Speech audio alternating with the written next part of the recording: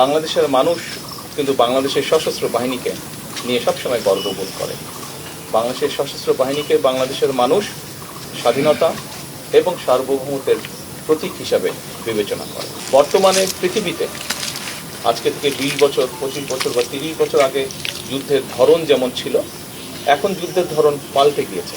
আমরা চাই আমাদের যেটা লক্ষ্য, আমরা যেটা আশা করি, আমরা যেটা চিন্তা করি, সেটা হচ্ছে যে ইনশাল্লাহ ভবিষ্যতে একদিন বাংলাদেশের সেনাবাহিনীর প্রশিক্ষণ বলুন, বাংলাদেশের সেনাবাহিনীর আর্ট বলুন, বাংলাদেশ সেনাবাহিনীর এক্সপার্টিস বলুন, সব নিয়ে পৃথিবীর বিভিন্ন বড় বড় জায়গায় আলোচনা হবে।